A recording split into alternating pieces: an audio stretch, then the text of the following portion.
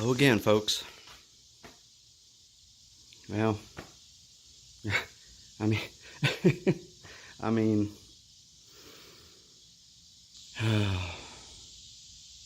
what can I say? This is a straight up example of one thing led to another scenario. So, and by that I mean that evaporator core I don't trust because it's 40 something years old.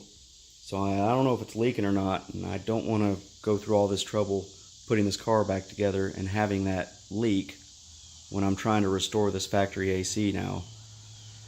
So, I got a hole here on the bottom part of my AC evaporator core box, which I need to fiberglass, and I'll show you how I'm going to do that actually with this. Don't mind all these screws. This is my organization system. It may not work for everybody, but it does actually work for me. I know where everything's at, surprisingly. So this is a window screen repair kit that I found, and this is aluminum, by the way. And so I'm going to take that, and I'm going to shape it, actually from the inside, rather. And I'm going to shape that into a sharp corner to match the contour of this. As it bleeds into there too, the screen should fill that void. And then I'm going to get some short strand fiberglass and smear that over there, sand it down, paint the whole kit and caboodle, and boom, we're done. So that'll be fine. Other things that we have done, obviously, is motor mounts. I got to get some new motor mount bolts to go in there. Those are just kind of sitting there as placeholders. I have completely wire wheeled what I could reach of the core support. You guys know I'm not going to take this off, not right now, not at this juncture. So I did what I could reach.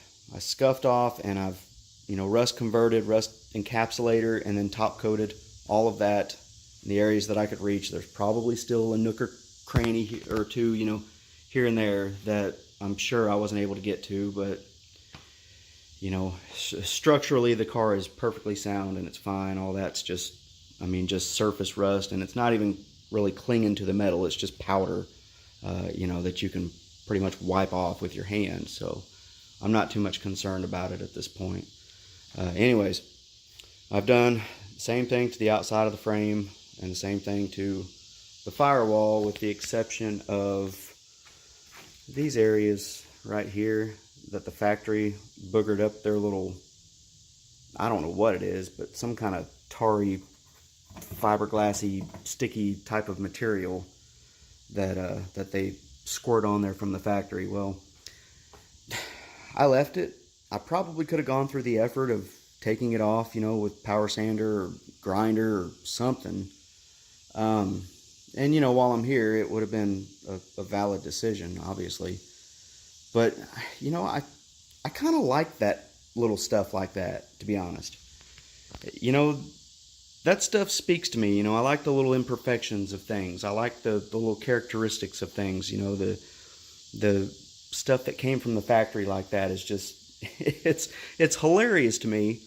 So I want to keep it. It's cool. I don't know.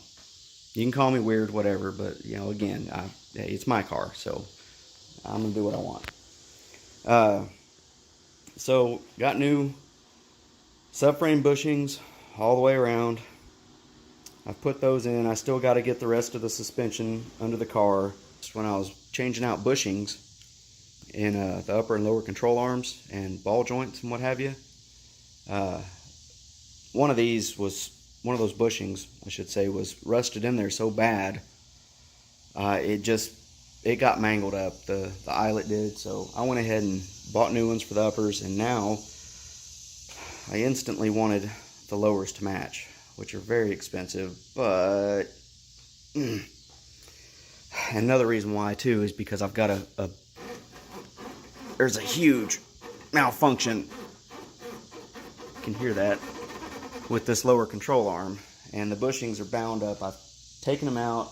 I've ground down some of the polyurethane. I've done everything I can to mitigate that issue. The problem is I've got a twisted ear up here, and it's causing the bushing to kick out ever so slightly, and I cannot get it to get in there flush, so that this bushing is binding.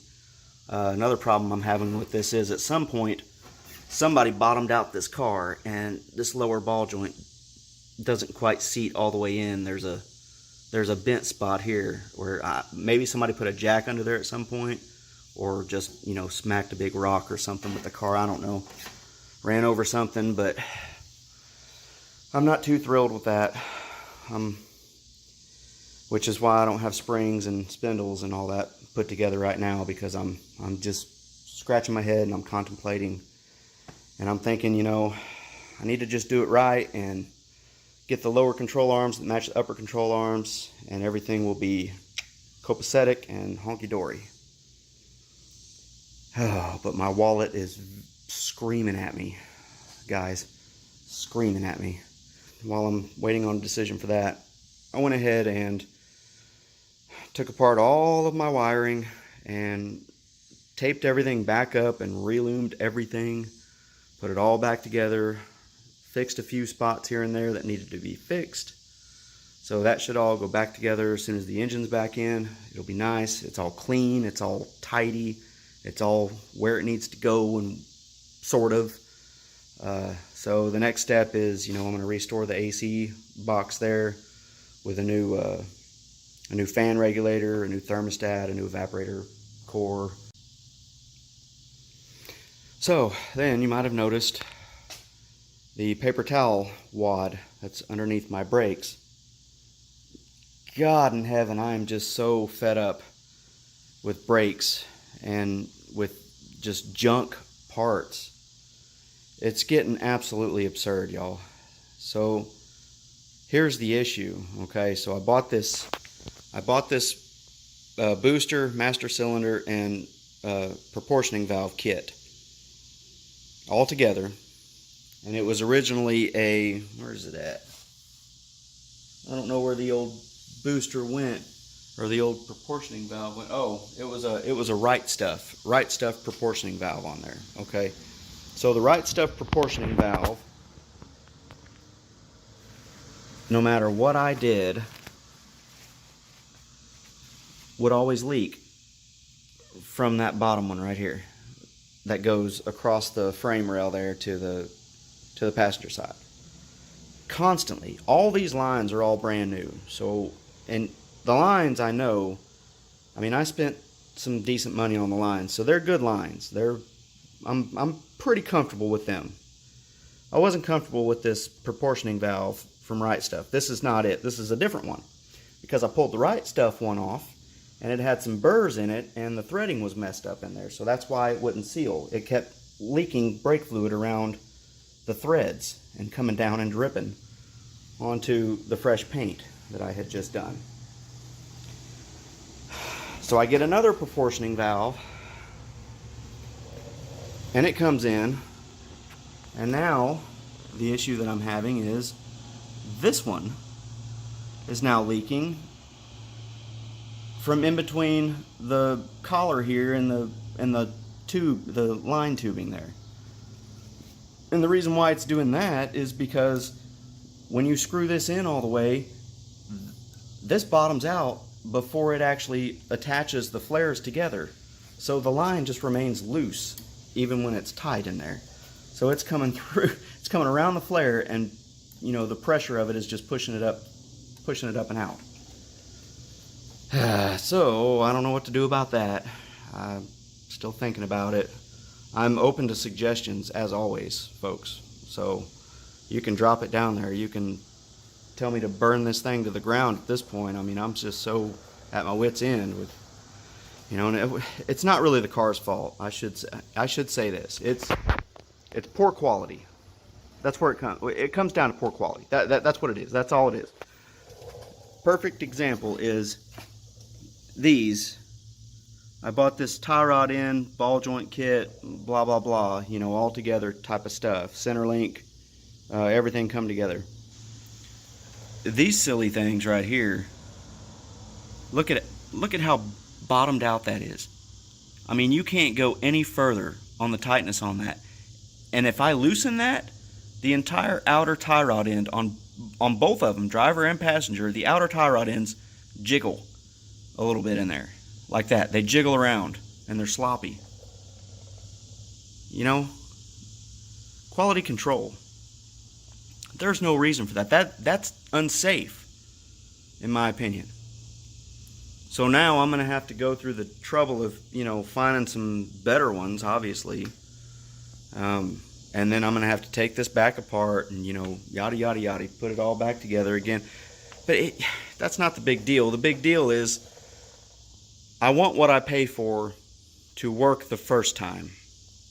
And that's the problem that I'm having with so many products nowadays that are in this country, guys and gals, whatever. You cannot get a decent part to save your life. You can't get a decent anything to save your life right now. I'm sorry I'm on a soapbox, but it's to the point where, you know, the frustration has just been building to a boiling point, and I am positively sure that there are thousands of people that are with me on that. I cannot be the only one who keeps getting screwed on, you know, deliveries and parts that are just poor quality. And I mean, my gosh, you guys, the state of the packages that most of these parts are received in from UPS and FedEx and the United States Post Office. Holy hell. You know, if I delivered a set of drawings to a client for plans that were all mangled up and crumbled up and beat to shit, do you really think that they would be impressed with me and they would accept that? It's just getting absurd. I mean, whew. But anyways, I'm sure everybody is right there with me on that, but you know, this is no secret. I'm not spilling any kind of truth that the rest of y'all haven't experienced. So where do we go from here? Well, the next step is obviously we're going to get this suspension put back in. I've got some 2-inch lowering springs over there from UMI that I'm going to put in, and hopefully I can get enough adjustment out of those without having to buy some new spindles, some drop spindles for this thing. I'm going to mock it all up and see what it looks like first, but it's got to be lowered because, you know, it might even come down to like stock ride height, because I'm going to put aluminum heads on this, aluminum intake, you know, aluminum radiator I already have. So there's going to be a tremendous amount of weight reduced on this thing, I think, when it's all said and done with. So we'll see. We'll see how it all kind of plays out and what it looks like, you know, once we get to that stage. But that's where we're going from here. I need to figure out what I'm doing about lower control arms. If I'm going to replace those, or if I'm going to keep jacking around with this one here in particular and trying to make it work to where it's not going to drive me nuts when I drive the car, because that squeaking is just that's going to eat me away. You can hear this one here.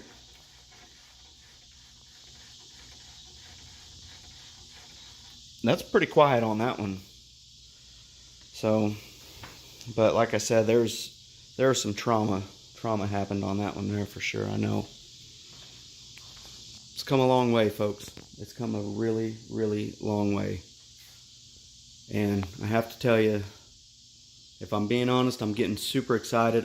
There's a whirlwind of emotions. I'm super frustrated because I know that I'm just right there. I'm right there at it, you know. And just every little obstacle that pops up now is just so super frustrating. You know, it just sends you to DEFCON 12. I mean, immediately, because you're like, ah, I was right there. You know, this is the only thing holding me up now. Yeah, so it's turned into quite the project, needless to say. I was initially just planning on bringing this old thing home and cleaning it up, giving it a tune-up, making it run right, and driving it and kind of fixing some things here and there as I'm driving. And I just got way, way in deep. I mean, the rust had to be dealt with. The structure of the car certainly had to be dealt with and you know, made sure that it was intact. And it's just kind of snowballed. It's really snowballed into all this.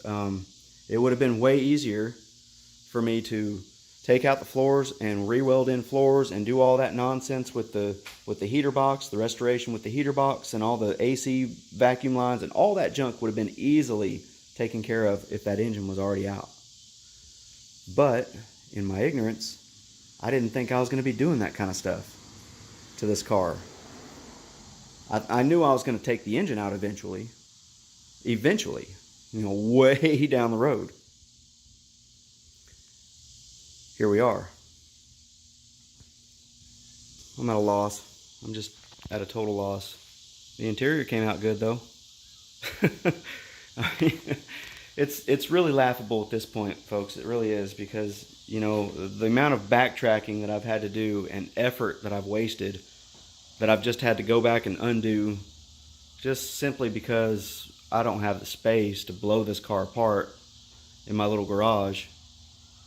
For instance, the way that I took care of these subframe bushings was I put my jack underneath the frame on this frame rail down here, and then I put my jack stand under this corner with a piece of wood on top of it. I raised the car up, put the jack stand in, and then I took all my bolts loose for the subframe bushings, and then I just lowered the jack down, and so the whole half of the subframe came down just enough so I could pull those subframe bushings out and slide them out from in between the body and the frame. And then, while I had separation, I scraped all the rust scale and stuff off and sprayed rust converter and rust encapsulator and top coat and all that stuff while it was separated. Let it all dry, put the bushings back in, and then zipped it all back together. And I did that one side at a time. And that's how I ended up having to paint in between the car and the subframe. I just did it when I changed the bushings out. Realistically, it would have been a heck of a lot easier if this body was off the car and I just had the subframe to deal with by itself, and, you know, the core was off, the front core was off, but I'm just insistent on doing things the hard way, I suppose. So it is getting done, as you can see. I'm trying to cut corners, but it's really, the car is just really not allowing me to do that. So here we go, we're in it. The next step, after suspension, obviously, which I'll probably bring y'all back for another, you know, another finale of that, just to see it, because it's probably going to be cool, you know. I think it's going to be cool. What the heck, I've done a lot of work on this. I'm going to show it off. Yeah, I'm going to film it. We'll see who watches it. I don't know. You don't have to watch it, but I'll put it up anyway. So then after that, we're going to do the engine. Oh, I cannot wait. Cannot wait. That's the fun stuff, y'all. The fun stuff. Getting into the performance. That's what I've waited so long to do. And now we're right there on the cusp of it. Right there on the cusp. We're going to get there, folks. Oh, yes, we will. We will get there. And I really hope that you join me for that journey.